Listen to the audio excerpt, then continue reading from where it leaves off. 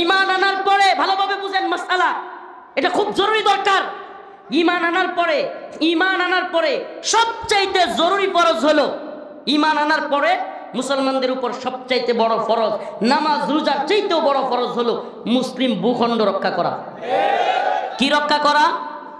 যদি বলেন হুজুর ঈমান আনার পরে জীবন ভরা শুনছি নামাজ, আমি বলবো রাসূলুল্লাহ সাল্লাল্লাহু আলাইহি সাল্লাম খন্দকের যুদ্ধে কাফেরদের হাত থেকে মদিনাকে রক্ষা করবার জন্য যখন খন্দক খনন করেছিলেন, উলামায়ে কেরাম এখানে আছেন, নামাজ কাজা করেছিলেন না করেন নাই? নামাজ পর্যন্ত কাজা করেছিলেন ভূখণ্ড রক্ষার জন্য। অথচ আজকে আপনি নামাজ কাজা করতেছেন মুসলমান ভাইদেরকে মারার জন্য। রাতের আধারে তাহাজ্জুদরত মুসল্লিদের উপর হামলা করতেছেন। ও প্রিয় ভাইরা আমার, বন্ধুগণ আমার, আমি দলাদলি কিংবা আসাবিয়তে বিশ্বাসী লোক না। আমার কষ্টের দিকটা আপনারা বুঝবার চেষ্টা করবেন। যাদের উম্মার প্রতি দায়বদ্ধতা আছে, উম্মার প্রতি দরদ আছে, আল্লাহি বিল্লাহি তাল্লাহি কসম আল্লাহর, আমার নিজেদের মধ্যে এইগুলো দেখলে এত কষ্ট লাগে, বুকটা ফেটে যায়। যদি এই পুরো ময়দানে যতগুলো মানুষ সবগুলো যদি সীমান্ত দিয়ে ভারতীয় বাহিনী ঢুকে, আল্লাহু আকবার, আমি একা প্রয়োজনে দাঁড়ায় যাব শাহাদাতের জন্য, পরোয়া করি না। কিন্তু ভাই ভাই যখন মারামারি লাগে, এর চাইতে কষ্টের আর কিছু থাকে না, এর চাইতে কষ্টের আর কিছু থাকে না। ও মুরব্বিয়ানে কেরাম, ও মুরব্বিয়ানে কেরাম, আপনি তাবলীগের কোন গ্রুপের, আপনি তাবলীগের কোন গ্রুপ এটা আমি জানি না, কোন পক্ষকে সাপোর্ট করেন এটাও আমি জানি না, কিন্তু আল্লাহর রাস্তে পায়ে হাত ধরে বলি, আপনাকে কে বুঝাচ্ছে অন্য মুসলমান ভাইয়ের শরীরে আঘাত করার কথা? আপনাকে কে বুঝাচ্ছে? ও মুসলমান, আমরা কিন্তু রাসূলুল্লাহ সাল্লাল্লাহু আলাইহি সাল্লামের সাহাবায়ে কেরামের জামানা থেকে একটা শিক্ষা পাই। সাহাবায়ে কেরামের মধ্যে যারা বিচক্ষণ ছিলেন, যারা জ্ঞানী ছিলেন, তারা উম্মাহ কনসেপ্টে ক্লিয়ার হয়ে যখন হযরত আলী রাদিয়াল্লাহু আনহু এবং মুআবিয়া রাদিয়াল্লাহু আনহুর মধ্যে একটা ফাইটিং পরিস্থিতি তৈরি হয়েছিল, যখন তাদের মধ্যে একটা যুদ্ধ পরিস্থিতি তৈরি হয়েছিল, অসংখ্য সাহাবায়ে কেরাম কোনো পক্ষ নেন নাই, কোনো পক্ষ নেন নাই। তারা চুপসে ছিলেন, তারা নীরব ছিলেন, তারা নিবৃতে থাকতেন।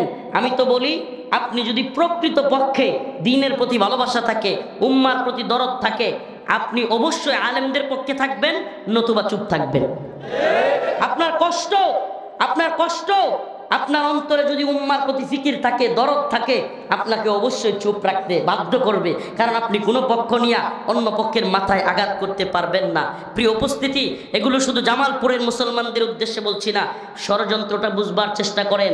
ও মুসলমান, এই যে সামনে যে ইউটিউবাররা আছে, এদের মাধ্যমে অনেকের কাছে চলে যাবে।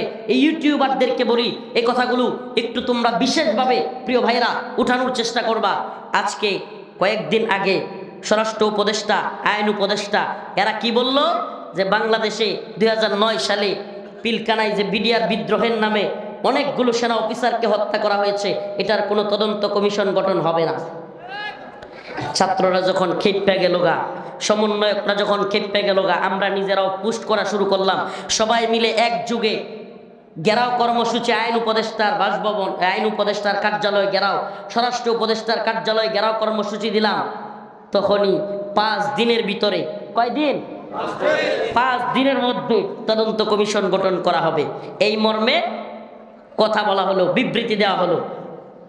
5 দিন যাইতে পারে নাই, সীমান্তের মধ্যে 3 জন মুসলমানকে বিএসএফ হত্যা করেছে। 5 দিন যাইতে পারে নাই, মায়ানমার সীমান্তে ভয়াবহ পরিস্থিতি বাংলাদেশে শুরু হয়ে গেছে। 5 দিন যাইতে পারে নাই, টঙ্গীর ইজতেমা ময়দানে হঠাৎ করে, কেউ জানে না শুনে না, হঠাৎ করে শোনা যাচ্ছে প্রধান উপদেষ্টার কার্যালয় ঘেরাও সকালবেলায়। হাই কোনো কিছু কিন্তু জানা নাই, এর মধ্যে হঠাৎ করে শুনি টঙ্গীর ইজতেমা ময়দানে অনেকগুলো মানুষকে হত্যা করে ফেলা হয়েছে, শত শত মানুষ আহত। আপনি কি বুঝতে পারেন ষড়যন্ত্র কোত্থেকে আসতেছে? আপনারা বুঝতে পারেন এগুলো কেন করা হচ্ছে? এর একটাই উদ্দেশ্য। এমনকি আপনাদেরকে বলি, যখন নতুন সরকার গঠন হয়, এর অনেক আগে থেকে হাসিনা সরকার পড়ে যাবে, এই পরিস্থিতি বুঝবার সাথে সাথে ভারতীয় গোয়েন্দা সংস্থা র বারবার যে শর্তটা দিচ্ছিল, 2টা জিনিস। একটা হলো 21শে আগস্ট গ্রেনেড হামলা, কিংবা ওই যে 10টা অস্ত্র মামলা, এগুলোর রায় কোনোভাবেই এই বাবর কিংবা তাদেরকে বের করা যাবে না। লুৎফুজ্জামান বাবর, আমার কথাগুলো বুঝবার চেষ্টা করেন রাজনীতিটা। এদেরকে বের করা যাবে না। আর সবচাইতে বড় শর্ত যেটা ইন্ডিয়া দিচ্ছিল বারবার, সেটা হলো বিডিআর বিদ্রোহ নিয়ে কোনো তদন্ত করা যাবে না। তাহলে আপনি কল্পনা করেন, আপনি যদি আজকের অবস্থান না বুঝেন, আগামী দিনেও বাংলাদেশে কি হবে আপনি কিছু বুঝতে পারবেন না। বলবেন কি হইতেছে কি হইতেছে, আপনি খালি দেখবেন হাই হাই কিছুই বোঝা যাচ্ছে না কি হচ্ছে। মনে রাখবেন, বিডিআর বিদ্রোহে বিডিআর জওয়ানদের আড়ালে মুখোশ লাগিয়ে অনেক ভারতীয় গোয়েন্দা সংস্থা রয়ের সদস্যরা ছিল। বাংলাদেশকে একটা ব্যর্থ রাষ্ট্রে পরিণত করা, বাংলাদেশকে সেনাবাহিনীকে দুর্বল করার যে চক্রান্ত, এটা সেই 2009 সাল থেকে শুরু হয়েছিল। বিডিআর বিদ্রোহের আড়ালে ডাইল বাতের নামে আমি নিজে অনেক বিডিআরদের সাথে কথা বলে ভিতরে কারাগারে ছিলাম। বিডিআর সদস্যরা শত শত এখনো ভিতরে, তাদের সাথে কথা বলে তারপর আপনাদেরকে বলেছি এখানে যেটা হয়েছে বিডিআররা বুঝেই উঠতে পারে নাই, হঠাৎ করে কে বা কারা সেনাবাহিনীর সদস্যদের উপর গুলি করা শুরু করেছে। ও মুসলমান ইমানদার, এই ইতিহাস জানা আমাদের জন্য জরুরি। আগামীকালকে বাংলাদেশে কি হবে এটা বুঝতে হলে ভারতীয় গোয়েন্দা সংস্থার তৎপরতা বুঝতে হবে। যখনই বলা হলো 5 দিনের মধ্যে তদন্ত কমিশন গঠন করা হবে, 5 দিনের মধ্যে বাংলাদেশ একটা অস্থিতিশীল পরিস্থিতি তৈরির দিকে যাচ্ছে আবার। তাইলে বুঝতেছেন ষড়যন্ত্রটা বুঝতেছেন? তার মানে তারা চাই না বিডিআর বিদ্রোহ নিয়ে তদন্ত হোক। এজন্য আমরা বলি যতই তোমরা টঙ্গীতে ষড়যন্ত্র করে, তোমাদের পেটুয়া বাহিনী দিয়ে, তোমাদের সেই প্রথম আলো এবং ডেইলি স্টারের এই চালাচামুন্ডারা মিলে বাংলাদেশের মধ্যে একটা টঙ্গীর ঘটনা দিয়ে অস্থিতিশীল পরিস্থিতি তৈরি করবার চেষ্টা করো, সীমান্তে অস্থিতিশীল পরিস্থিতি তৈরি করো, তবুও আমি বলবো বর্তমান নতুন সরকারকে দ্রুত গতিতে আপনারা বিডিআর বিদ্রোহ নামের সেনাবাহিনীকে হত্যা করার এই মিশনে ভারত যে জড়িত এটার অবশ্যই তদন্ত গঠন করুন, এটার তদন্ত করুন। আমাদের এই দেশে ভারতীয় গোয়েন্দা সংস্থার আধিপত্য যদি না রুখে দিতে পারেন, আটকে দিতে না পারেন, আমরা কখনোই স্বাধীন ছিলাম না, এখনো স্বাধীন হইতে পারবো না। এটা মনে রাখবেন, আমাদের প্রকৃত স্বাধীনতা তখনই আসবে। আরেকটু ইতিহাস টানবো। রৌমারী সীমান্তে বরুঙ্গামারি বড়াইবাড়ি, হ্যাঁ মনে আছে আপনাদের? একটু পরে রৌমারীতে যাচ্ছি আলোচনা করতে। এই রৌমারী এলাকার বড়াইবাড়ি সীমান্তের বিশাল বড় এক যুদ্ধ সংগঠিত হয়েছিল ভারতীয় বিএসএফ এর সাথে বাংলাদেশের তৎকালীন বর্ডার গার্ড বিডিআর এর সাথে। আপনারা জানেন এটা? ওই বিডিআর এর তৎকালীন যারা প্রধান ছিলেন এদের প্রত্যেককে পিলকানায় মেরে ফেলা হয়েছে। আমাকে বলেন আরো কি বুঝতে বাকি আছে? আরো বুঝার বাকি আছে আপনাদের? এখানে হাইরা গিয়া তাদের অনেক সদস্য বিএসএফ এর, আমাদের জওয়ানরা, আমাদের যুবকেরা, তারা সাহসিকতার সাথে 8-10 জনে মিলে ভারতীয় বিএসএফ অনেকগুলোরে শোয়া দিছে। যদিও ভারতীয় বাহিনী 16 জনের কথা স্বীকার করছে, আসলে 16 জন হইল যেগুলো বাংলাদেশ থেকে আটটাইনা টুইনা নিতে পারে নাই। সুবহানাল্লাহ বলেন না, নিতে পারে নাই এমন 16 জনকে রাইখা গেছে। কিন্তু শোনা যায় প্রায় 100-এর মতো বিএসএফ ওই যুদ্ধে নিহত হয়েছিল, জাহান্নামে গেছিল বললেও ভুল হবে না। এই কাফেরের দল মুসলমানদেরকে মারতে আসা কই গেছিল? যারা জাহান্নামে পাঠাই দিছিল ওই সমস্ত যারা কিনা বিডিআরদের নেতা ছিল, এদেরকে পিলকানায় বিডিআর বিদ্রোহের নামে সবাইকে মেরে ফেলা হয়েছে। এবং ভারত ওই আপনাদের রৌমারীর বড়াইবাড়ি এই সীমান্তে হত্যার প্রতিশোধ নেওয়ার জন্য তখন থেকে প্ল্যান করতে থাকে।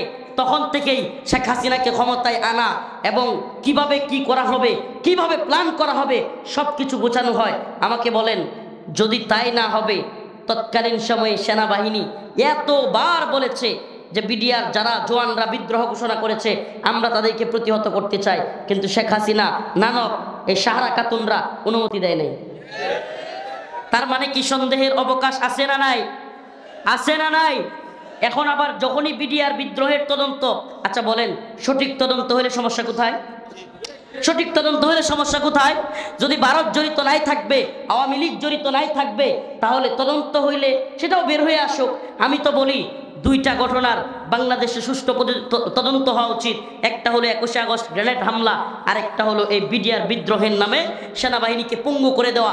ও মুসলমান ইমানদার, তোমাদেরকে বলে যাই, তোমরা সীমান্তের খুব কাছাকাছি জনগণ, ও জামালপুরের কি বলে দেওয়ানগঞ্জের মুসলমান তোমাদেরকে বলে যাই, প্রিয় যুবক ভাইরা, তোমরা আমাদের প্রোগ্রামে 80% 90% যুবক আমাদের কথা শুনতে আসো, আমাদেরকে ভালোবাসো।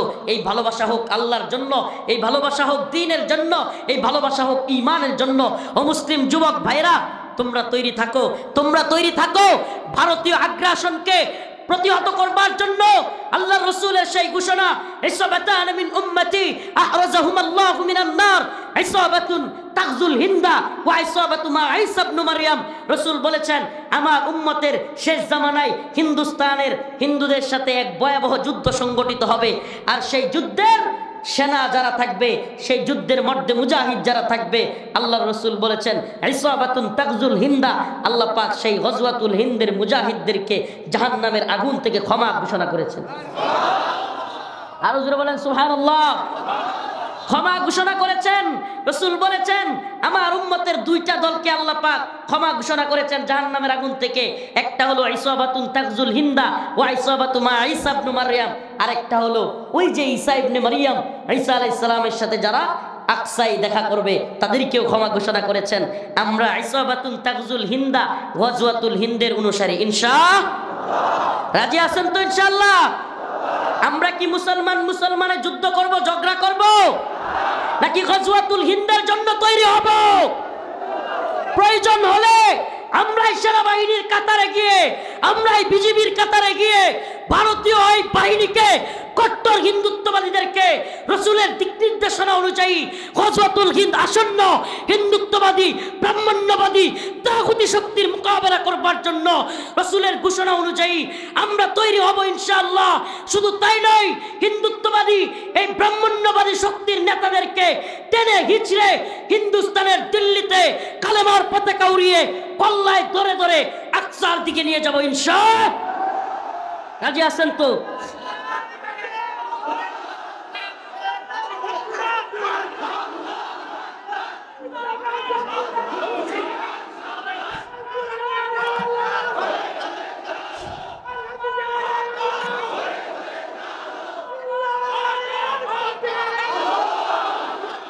আমাদের কথা একেবারে ক্লিয়ার। আমরা দিল্লিকে পরোয়া করি না, আমরা ইসরায়েলকে পরোয়া করি না, আমরা আমেরিকাকেও পরোয়া করি না। আমরা মুসলমান, আমরা ঈমানদার, আমরা আল্লাহকে ভয় করি। আমরা কাকে ভয় করি? এক আল্লাহকে ভয় করি। ও মুসলমান যুবক, কথা দাও। ও মুরব্বী ভাইরা, বাবারা, কথা দেন। প্রিয় ভাইরা, প্রিয় বাবারা, মুরব্বী বাবা যারা আছেন, কথা দেন। নিজেরা কোনো মারামারি করবেন না, দলাদলি করবেন না, আসাবিয়ত বাদ দেন। দ্বীনের ক্ষেত্রে দয়া করে একটু স্যাক্রিফাইস করার চেষ্টা করেন। আমার ভুল হইতে পারে, আমাকে ক্ষমা করেন। আপনারও ভুল হইতে পারে, আমিও আপনাকে ক্ষমা করি। আসেন, মুসলমানদের মধ্যে আল্লাহ রসুল বলেছেন মুসলমান ভাই। আল্লাহ পাক নিজে বলেছেন ইন্নামাল মুমিনুনা ইখওয়া। আসেন আমরা ভাই ভাই, নিজেরা মারামারি বন্ধ করি। কাফের মুশরিকরা উত পেতে আছে আমাদেরকে ধ্বংস করবার জন্য। রসুল বলেছেন আল কুফরু মিল্লাতুন ওয়াহিদা, সমস্ত কাফের সম্প্রদায় হলো এক গোষ্ঠী, এরা এক জাতি। কাফেররা সবাই আমাদের বিরুদ্ধে। আপনি বলেন, মায়ানমারেও মুসলমানদের বিরুদ্ধে আক্রমণ হচ্ছে না? বলেন না, হচ্ছে না? তার মানে বৌদ্ধরা মায়ানমারে আক্রমণ করতেছে, ফিলিস্তিনে ইহুদিরা মুসলমানদের উপর আক্রমণ করতেছে, কাশ্মীরে মুসলমানদের উপর আক্রমণ করতেছে কারা? হিন্দুরা। আমারে বলেন, চাইনায়, চীনেও, রাশিয়াতেও এই সমস্ত পত্তলিকরা, মুশরিকরা, এরা যারা কিনা নাস্তিক, এরাও মুসলমানদের উপর আক্রমণ করতেছে। তার মানে কি দাঁড়ালো? সব দিকে বৌদ্ধরা, খ্রিস্টানরা, ইহুদিরা, কি বলে, সব এই নাস্তিক সাতেম সবগুলো মিলে মুসলমানদেরকে আক্রমণ করতেছে। কথা ঠিক? কথা সত্য? তার মানে কি, আমরা যদি নিজেরা বিচ্ছিন্ন থাকি, মায়ের আরো খাওয়া লাগবে, মায়ের আরো। আর যদি নিজেরা ঐক্যবদ্ধ হই, আজকে যে রাগ আপনি অন্য মুমিনের প্রতি দেখাচ্ছেন, আল্লাহর রসুলের ব্যাপারে আল্লাহ বলেছেন মুহাম্মাদুর রাসূলুল্লাহ ওয়াল্লাযীনা মাআহু আশিদ্দাউ আলাল কুফফার রুহামাউ বাইনাহুম। আল্লাহ পাক বলেছেন আমার নবী মুসলমানদের সাথে নরম ছিলেন, তার সাহাবায়ে কেরাম মুমিনদের সাথে নরম ছিলেন। আশিদ্দা আলাল কুফার, কাফেরদের ব্যাপারে শক্ত ছিলেন। আর আপনি কাফেরদের মূর্তি পাহারা দিতে যান, মন্দির পাহারা দিতে যান, আর মুসলমানদের মাথা ফাটাইতে যান। আপনি কেমন রসুলের উম্মত আমারে বলেন না? আপনি কেমন উম্মত হইলেন? রসুল এবং তার সাহাবায়ে কেরাম মুমিনদের ব্যাপারে ছিল রুহামা বাইনাহুম, আশিদ্দা আলাল কুফার, কাফেরদের ব্যাপারে শক্ত, মুমিনদের ব্যাপারে কি ছিলেন? নরম। আর আপনি হিন্দুদের মন্দির পাহারা দেন, মন্দিরের দারোয়ান সাজ্জান মূর্তির, আর মুসলমানদের গিয়া মাথা ফাটাই দেন। আপনার রসুলের সাথে আপনার মিলল নি, সাহাবায়ে কেরামের সাথে মিলল নি। আমরা নিজেদের ব্যাপারে নিজেরা নরম হব, কাফেরদের ব্যাপারে শক্ত হব। চক্রান্ত এবং রয়ের চক্রান্ত হলো বাংলাদেশে যারা কট্টর ভারত বিরোধী এবং হিন্দুত্ববাদীদের আগ্রাসনের বিরোধী, তারা টার্গেট করে করে এদেশের এই সমস্ত ব্যক্তিদেরকে কিলিং মিশনে নামছে। নাউজুবিল্লাহ।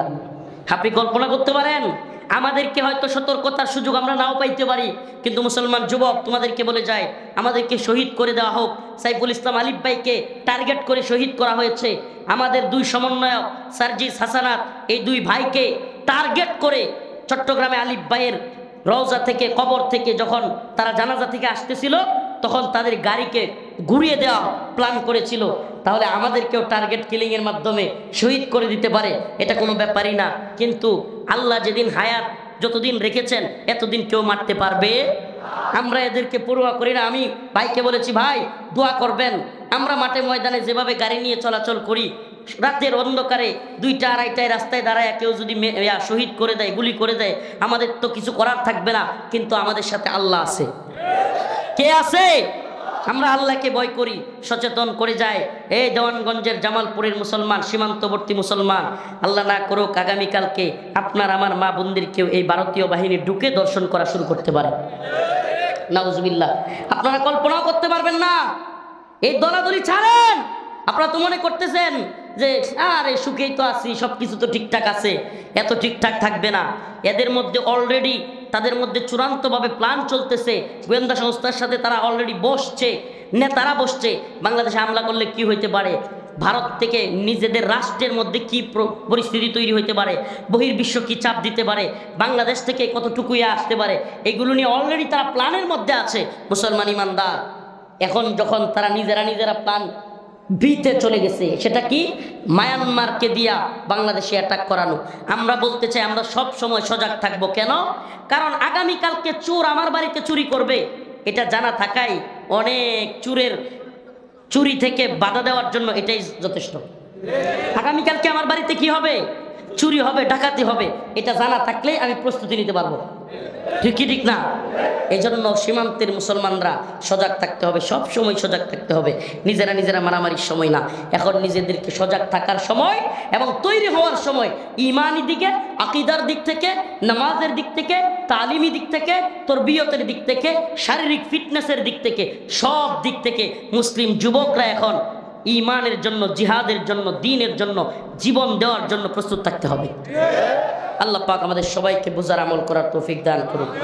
ওয়া আখিরু দাওয়ানা আলহামদুলিল্লাহ। মারুফ ওয়া তানহাউনা আনিল মুনকার।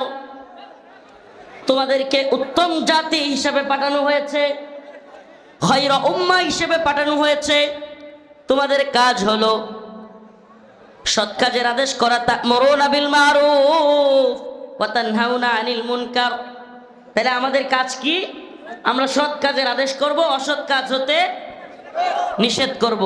আমাকে বলেন, ইসলাম নবীদের মাধ্যমে, রাসূলদের মাধ্যমে এসেছে। এখন নবীও নাই, রাসূলও নাই। এখন নবী এবং রাসূলদের কাজটা কে করবে? নবী এবং রাসূলের কাজটা যারা কোরআনের জ্ঞান রাখে, ওই দাওয়াতি কাজ তারা করবে। আর আওয়ামদের কাজ কি তাহলে? আওয়ামরা উলামায়ে হক্কানির কথা মেনে চলবে। ঠিক কি ঠিক না? আমাকে বলেন, আমরা কি এমন সমাজ চাই, এমন রাষ্ট্র চাই যেখানে আলেম ছাড়া ইসলাম? হ্যাঁ?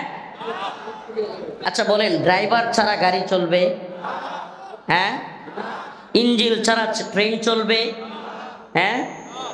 একটা জাতির আলেমরা হলেন রাহবার, ইঞ্জিল। একটা জাতির আলেমরা হলেন ড্রাইভার।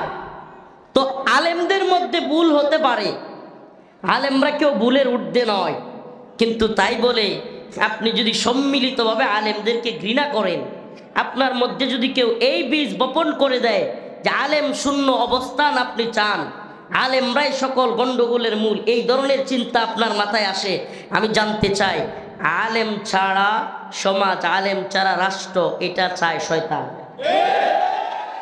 কেন? কারণ আলেম শূন্য হয়ে গেলে মাসআলা দেওয়ার কেউ থাকবে না, আলেম শূন্য হয়ে গেলে ইসলামের দিক নির্দেশনা দেওয়ার কেউ থাকবে না। ওই সমাজের মধ্যে ফিতনা ছড়ানো, ওই সমাজের মধ্যে, ওই রাষ্ট্রের মধ্যে বিদআত ছড়ায়া দেওয়া, ওই রাষ্ট্রের মধ্যে শিরিক কুফর ঢুকায়া দেওয়া খুব সহজ হয়ে যাবে। কিন্তু যেই সমাজে আলেমরা, হকপন্থী আলেমরা সজাগ আছে, সঠিক পথে আছে, কঠিন কথা বলছে, সেই সমাজে কিন্তু ফিতনা, সেই সমাজে শিরিক কুফর কিন্তু মাথাচাড়া দিয়ে উঠতে পারে। প্রিয় হাজরিন, যে আয়াতে কারিমা আমি তিলাওয়াত করেছি, লাতাজিদান্না শাদ্দান নাসি আদাওয়াতাল লিল্লাযিনা আমানুল ইয়াহুদা ওয়াল্লাযিনা আশরাকু। আল্লাহ রাব্বুল আলামিন বলেন, লাতাজিদান্না শাদ্দান নাসি আদাওয়াতাল লিল্লাযিনা আমানুল ইয়াহুদ ওয়াল্লাযিনা আশরাকু। অবশ্যই অবশ্যই তোমরা মানুষদের মধ্য থেকে পাবে মুমিনদের শত্রু হিসেবে, আবারও বলছি, মুমিনদের শত্রু হিসেবে অবশ্যই অবশ্যই তোমরা পাবে আমানুল ইয়াহুদা ওয়াল্লাযিনা আশরাকু। এক নম্বরে পাবে ইহুদিদেরকে মুমিনদের শত্রু হিসেবে। নাম্বার 2 হলো মুশরিক, পত্তলিক, মুসলমানদের সবচাইতে কঠিন শত্রু হিসেবে আল্লাহ বলতেছেন, এক নম্বরে পাবে ইহুদিদেরকে, 2 নম্বরে হলো মুশরিক পত্তলিকরা।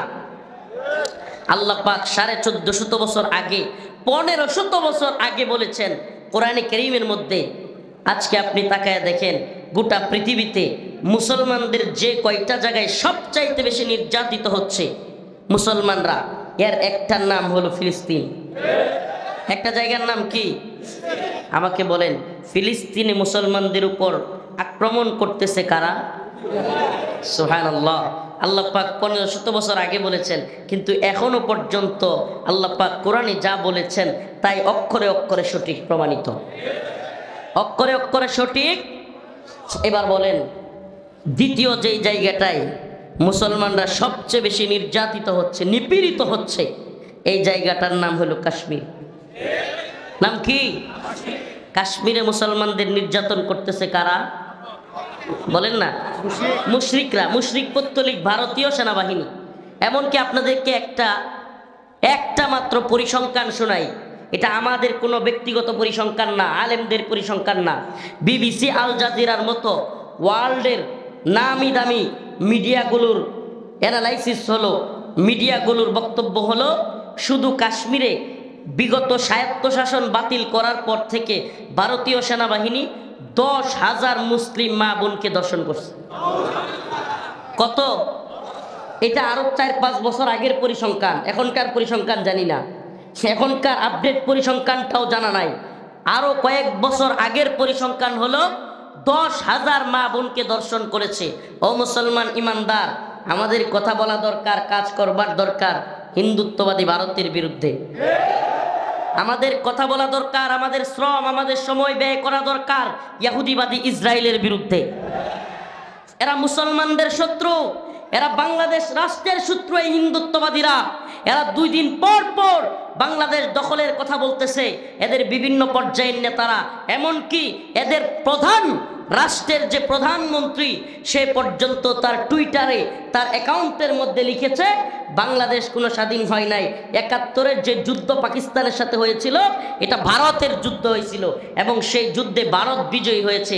বলেন তাইলে এটা কি 71-এ আপনারা যারা এই স্বাধীনতার ট্যাবলেট এতদিন আওয়ামী লীগ, যুবলীগ, ছাত্রলীগকে, এই যে ছাত্রলীগ, যুবলীগকে, আওয়ামী লীগকে ট্যাবলেট খাওয়ানো হয়েছে, স্বাধীনতার চেতনা, বঙ্গবন্ধুর চেতনা, মুক্তিযুদ্ধের চেতনা, এই চেতনার ট্যাবলেটগুলো খাওয়াইছে।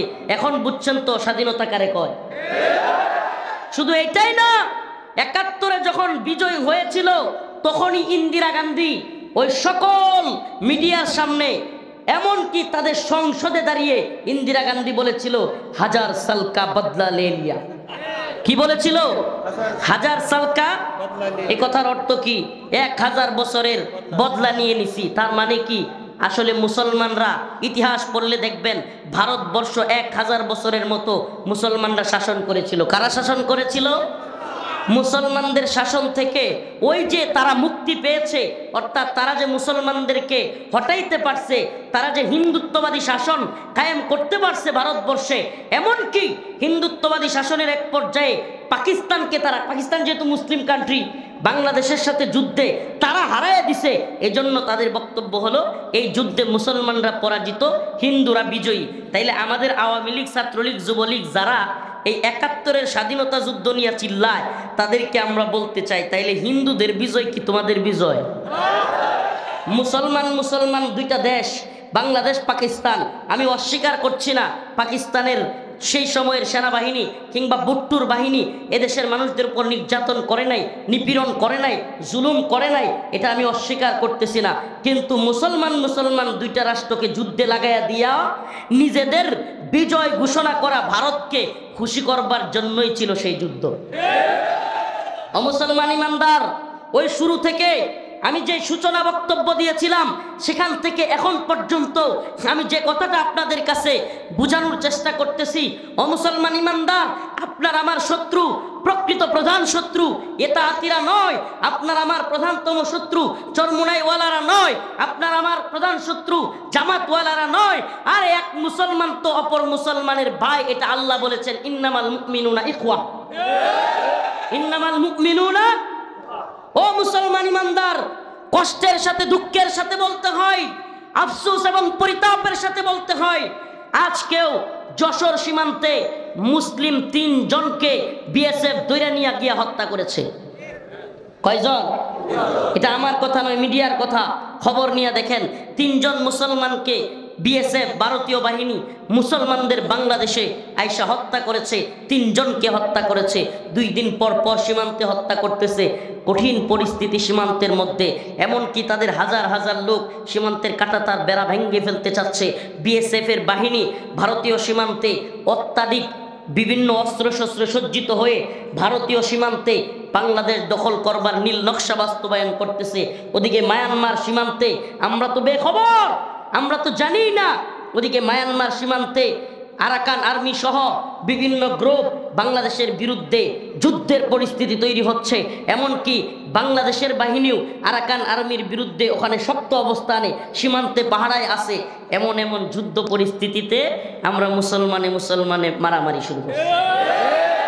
বড় আফসোসের বিষয়, এই জাহেলগুলোর, যে জাহেলরা আজকে ছাত্র তালিবুল ইলমদেরকে রাতের অন্ধকারে গিয়ে হামলা করলো, আমি তাদের কাছে জানতে চাই এই দেশের প্রতি, উম্মার প্রতি এদের দায়বদ্ধতা কতটুকু? আমাকে বলেন। রাতে 3টার সময় আলোচনা হচ্ছে আলেমদের সাথে, কি হবে না হবে, মিটিংয়ে ফাইসালা হবে পরের দিন 11টায়। আপনি রাতের 3টার সময় 20,000 30,000 মানুষ নিয়ে ঢুকে ছাত্রদেরকে পিটায় হত্যা করলেন। এই কি আপনার তাবলীগ? এই কি আপনার দিন? আল্লাহ রসুল বলেছেন, আল্লাহ পাক বলেছেন কুনতুম খায়রা উম্মাহ, আমরা হলাম উত্তম জাতি। এতদিন তো আমাদেরকে এটাই শিক্ষা দেওয়া হয়েছে যে আমরা তা'মুরুনা বিল মা'রুফ ওয়া তানহাউনা আনিল মুনকার, সৎ কাজে আদেশ করব, অসৎ কাজে নিষেধ করব। এখন আমি নিজেই যদি অসৎ কাজে গিয়া জড়াই, আমি নিজেই যদি অপর মুসলমানের, আপনি কোন যুক্তিতে একজন মুসলমানের মাথায় হাত তুলতে পারবেন? এমন কোন যুক্তি পৃথিবীতে নাই যেখানে রাসূলুল্লাহ সাল্লাল্লাহু আলাইহি ওয়াসাল্লাম বলেছেন একজন মুসলমানকে হত্যা করা পুরো জগৎকে হত্যা করার শামিল, তার কোনো ক্ষমা নাই, কোনো ক্ষমা নাই। আপনি বলেন, আপনি আমাকে বলেন কোন যুক্তিতে নিজের ভাইদের উপর, আপনি বলেন যারা সাদ সাহেবের অনুসারী বলেন কিংবা যারা উলামায়ে কেরামকে অনুসরণ করে, কোন পক্ষকে আপনি কাফের বলতে পারবেন? কাফের কেউ তো, সাধারণ কাফেরদের কেউ তো হত্যা করার কিংবা আঘাত করার কোনো অনুমতি নাই যুদ্ধক্ষেত্র ছাড়া। তাহলে আপনি মুসলমানদের উপর কিভাবে আঘাত করলেন? কোন দলিলে? আপনি কোন দলিলে? কোন দলিল আছে আপনার কাছে?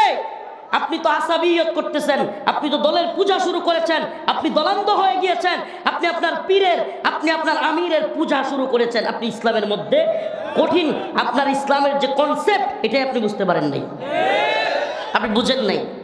আপনি যদি ইসলামের কনসেপ্ট বুঝতেন, ইসলাম বলতেছে ব্যক্তি দল এগুলো ইসলামের দলিল নয়।